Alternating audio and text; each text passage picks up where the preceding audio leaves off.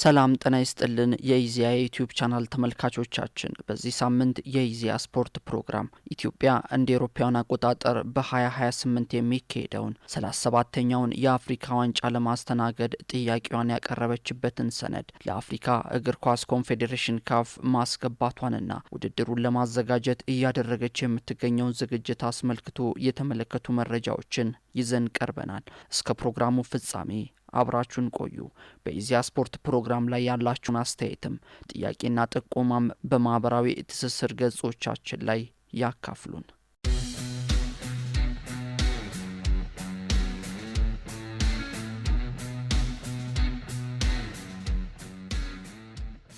የአፍሪካ እግር ኳስ ኮንፌዴሬሽን ካፍ መስራችና ባለውለታዋ ኢትዮጵያ ከግማሽ ክፍለ ዘመን በኋላ ታላቁን አህጉራዊ የስፖርት ድግስ ዳግም ለማስተናገድና ብሔራዊ ቡድኑ በገዛ ሜዳው በደጋፊው ፊት የመጫወት ህልሙን እንዲያሳካ የሚያስችል ተግባራዊ እንቅስቃሴን ጀምራለች። ይህ ጅማሮ ውድድር የማስተናገድ ፍላጎት ብቻ አይደለም፣ ይልቁንም የኢትዮጵያን ታሪካዊ ክብር የመመለስ የስፖርት ዲፕሎማሲዋን የማጠናከርና በትውልዶች መካከል የቆየውን የእግር ኳስ ፍቅር ጥም የመቁረጥ ታላቅ ሀገራዊና አህጉራዊ ህልም ነው። ኢትዮጵያ እንደ አውሮፓውያን አቆጣጠር በ1957 የአህጉሪቱን እግር ኳስ የበላይ አካል ካፍ ለመመስረት ቀዳሚውን ሚና ከተጫወቱ ሀገራት አንዷ ብትሆንም ላለፉት 5 አስርት ዓመታት የአፍሪካ ዋንጫን ዳግም ለማስተናገድ ያደረገቻቸው ጥረቶች በመሰረተ ልማትና በቴክኒክ ተግዳሮቶች ምክንያት ሳይሳኩ ቆይተዋል። አሁን ላይ አገሪቱ ያላትን ሰፊ የህዝብ ቁጥር ያደገ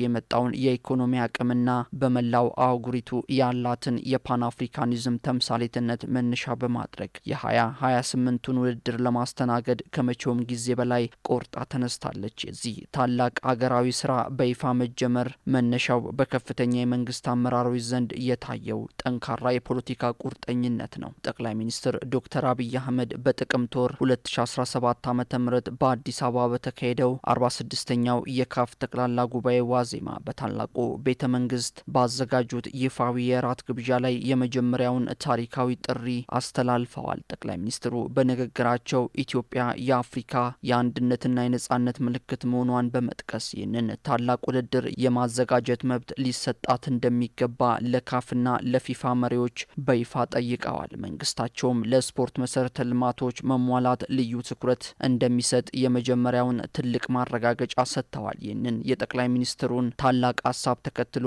ፕሬዝዳንት ታዬ አጽቀሥላሴ በጉባኤው ይፋዊ መክፈቻ ላይ ያደረጉትን ቁልፍ ንግግር ለዚሁ ጥሪ ማጠናከሪያ አድርገውታል። ፕሬዝዳንት ታዬ የሀገሪቱን ሰፊ የወጣት ስብጥርና ስፖርት ለሀገራዊ አንድነትና ልማት ያለውን ፋይዳ በማብራራት ካፍ የኢትዮጵያን ጥያቄ በይፋ እንደሚደግፈውና እውቅና እንዲሰጠው ጥሪያቸውን አቅርበዋል። እነዚህ በአህጉሪቱ ከፍተኛ መሪዎች ደረጃ እየተከናወኑ ያሉ የዲፕሎማሲ ጥረቶች ኢትዮጵያ ውድድሩን ለማስተናገድ ያላትን ፍላጎት ሀገራዊና ተቋማዊ ድጋፍ ያለው መሆኑን ለዓለም አቀፍ የእግር ኳስ ማህበረሰብ በግልጽ ያሳዩ ናቸው።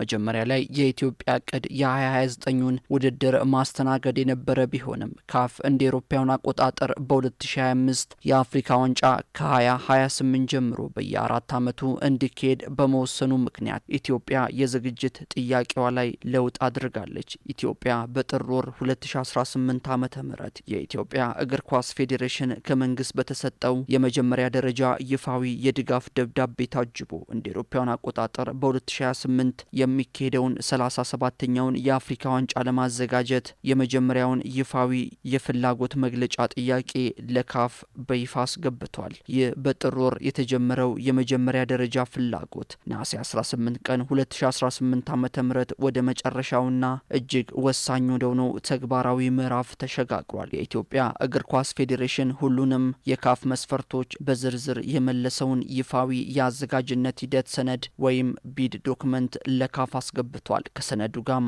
አብሮም የፌዴራል መንግስት ለውድድሩ መሳካት የሚያስፈልጉ ማናቸውንም የፋይናንስ የጸጥታና የሎጂስቲክ ወጪዎችን ሙሉ በሙሉ ለመሸፈን የህግ አስገዳጅነት ያለው የሉዓላዊ ዋስትና ሰነድ በይፋ አያይዟል።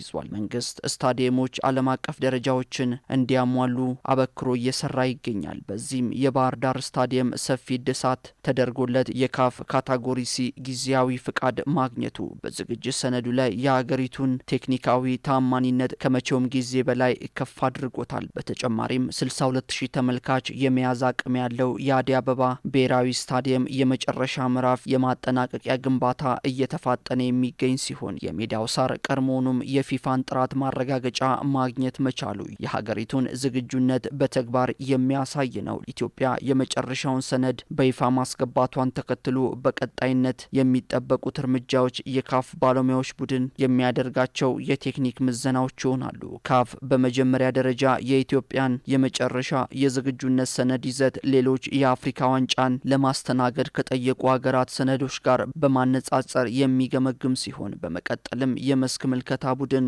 በአካል ወደ አዲስ አበባና ወደ ተመረጡ ክልሎች በመላክ የስታዲየሞችን ግንባታ፣ የሆቴሎችን ደረጃ፣ የኤርፖርቶችንና የሕክምና ተቋማትን ዝግጁነት ይመለከታል። እነዚህ የቴክኒክና የመስክ ሪፖርቶች መነሻ በማድረግ የካፍ ስራ አስፈጻሚ ኮሚቴ የመጨረሻውን ውሳኔ በድምጽ ብልጫ በማሳለፍ የ2028ቱን የአፍሪካ ዋንጫ የሚያዘጋጀውን ሀገር በይፋ ያሳውቃል።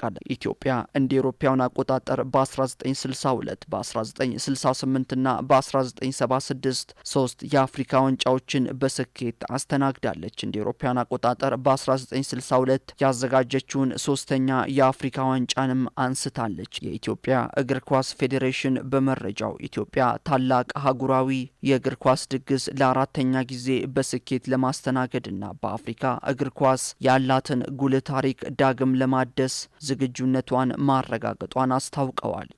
የዛሬው የኢዜአ ስፖርት ፕሮግራም ይህን ይመስል ነበር። ሳምንት በሌላ ፕሮግራም እስከምንገናኝ ቸርን ሰንብት።